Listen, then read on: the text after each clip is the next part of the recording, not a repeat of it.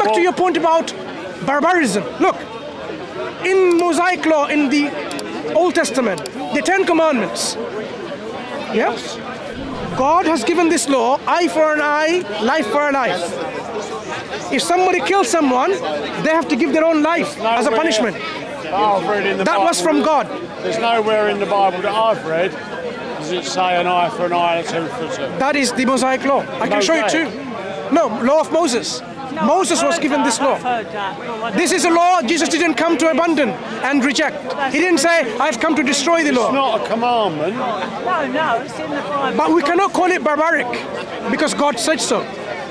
You might not like it because you're saying, how can we kill someone? You don't live your life by the Old Testament. No, we're in the Testament, the Old Testament, we're now in the New Testament, the New Covenant, obviously. Like Jesus came down to dispel the Old Covenant. He didn't come to destroy, he said, I came to fulfill. Yeah. Fulfilling doesn't mean you go away, get away with the old laws. He finished the Old Covenant. You see, now, so now if you think about it, and he started the new covenant. So whatever law is abrogated, you're saying? Is what? Abrogated. It's no longer applicable. Yes. But to say that once God gave that law as someone is a barbaric law would not be fair, because if indeed that those laws came from God, then God's in His wisdom, He gave a just law. To give you, let me give you a simple example.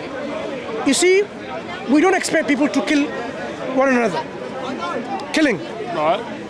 If the punishment for killing was £20 fine in this country, do you think it's gonna stop people killing each other, reduces crime? The crime remains the same or increase?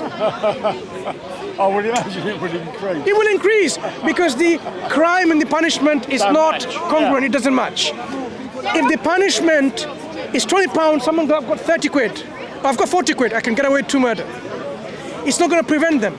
But if you say, if you kill someone unjustly, you will be killed in return. They'll be thinking twice. Well, it has a deterrent effect. Years ago. Yeah, and that is why in many countries which stop doing that, the crime rate has not come down, because the crime rate continues. You put them behind bars and they gather together to make a better criminal when they come out. And that's what they do. Plan, plot, and they will come out and commit the crime again. Yeah. Islam says it gives you harsh punishment as a deterrent effect, so that they don't do that. Cut your hand off the stealing. So that, do you know what this did? Yeah, because of this law, in Saudi Arabia, even 100 years ago, when it came to prayer time, you know we have 5 prayer times, specific times, like say in the midday, in 12 o'clock, 1 o'clock, midday prayer. There is the call to pray, Allahu Akbar, from the mosque. People, they don't have to lock their shops. No. Imagine there's a merchandise with valuable commodities. They'll put a piece of cloth over it and they'll just go to prayer. Come back without locking.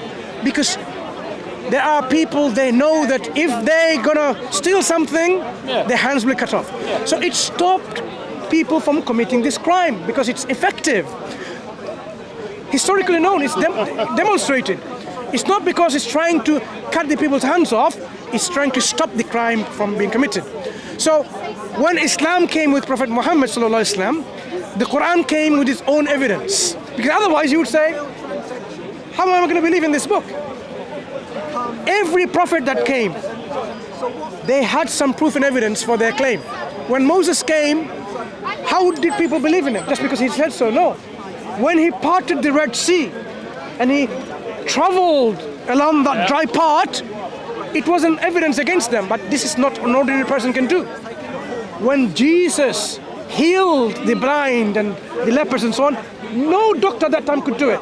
Yeah. They knew that he was indeed an agent of God, a messenger of God. That is his miracle that he did.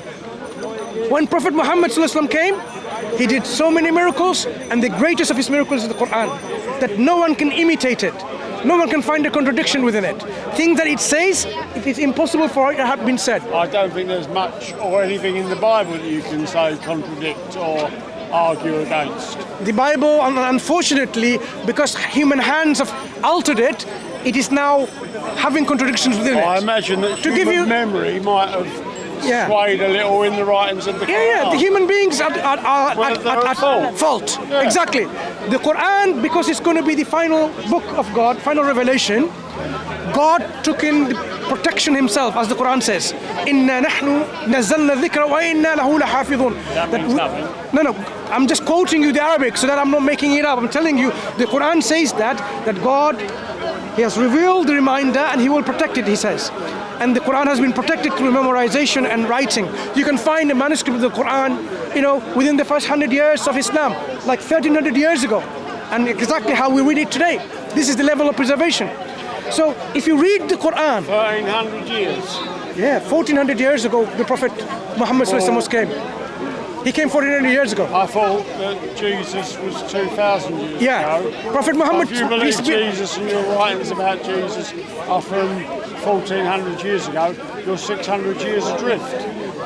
The Quran came after Christ had already been. Yeah, but And the Quran Bible came after Christ, but only by a couple of hundred years. Yeah. Yours is 600. No. What we are saying is the same God revealed, sent down another messenger after Christ, and also told us within this final revelation the errors and the falsehood that has crept in within the revelation, within the Torah and the Gospels, and confirm the truth that was already there present. By the revelation, you're talking about the end times revelation. No, I'm talking about in the Bible. inspiration, guidance from God, not a book of revelation, but God's guidance is His scripture. So when God sends another scripture, He confirms the truthfulness of the previous scriptures, whatever is there, and also gives us the confirmation of the falsehood that is entered within it.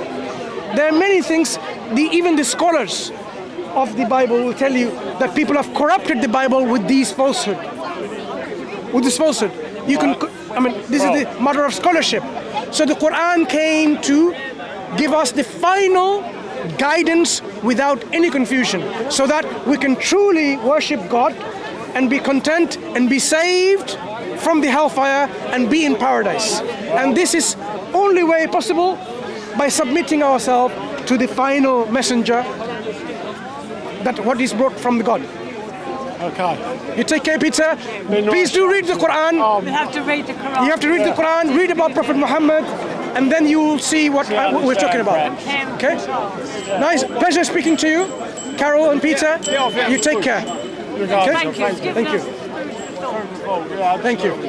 Thank you. آخر دعوانا الحمد لله رب العالمين.